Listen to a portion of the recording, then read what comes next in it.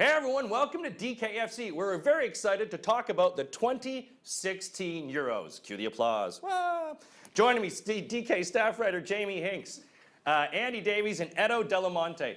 I am your Canadian host. Why would you choose a Canadian host? Very simply, we're very impartial, we're very likable, and very forgettable as well, and just like Canada. So here's what's going to happen. We're going to break down all the matches for you and talk about what we think is going to happen in all of them, as well talk about our picks. Let's start first, the big match, opening night, France. France versus Romania.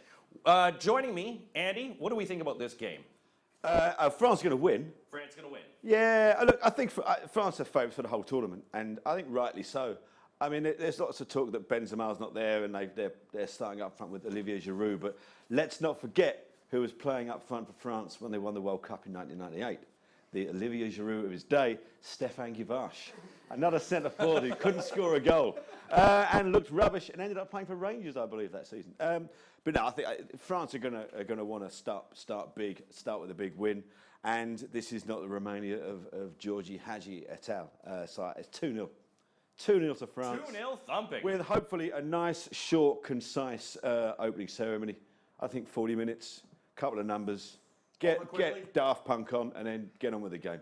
Edo, what do you think? Is he crazy? Is he right? Is France going to thump him? I think the opening ceremony should be 5 minutes max, because come on, seriously. I actually believe just Romania. with a ribbon. Yeah, just the Italian 91 was no frills, just in you go.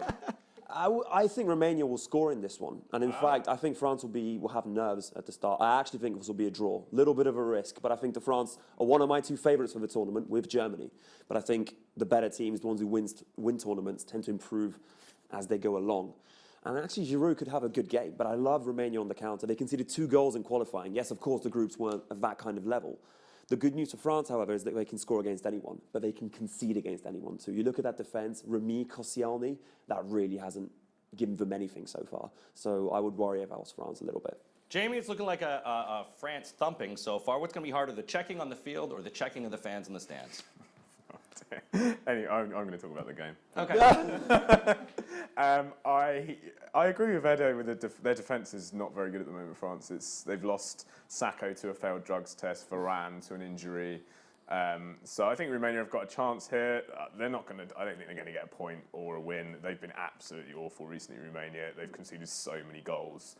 France, one of the best sides in the tournament going forwards. They've got Pogba and Griezmann, who are 2 contenders for like the kind of hometown hero kind of thing, like Neymar in the World Cup. You just got to hope they don't get injured. Number 12 up top, 7 goals in 7 games for the national team. Like, he deserves his place up front. He deserves the lone striker role. I think this will be France quite easily. 3-1. They're going to want to get out the traps, because I think if you win a group stage game in this tournament, you're basically through anyway. So as long as you win, you're through. According to our panel, you heard here, it's going to be a France thumping. What do you want to do? How do you want to get involved? Well, you make an 8-man lineup when you go to draftkings.co.uk. Play with us during the Euros. Welcome to the big time.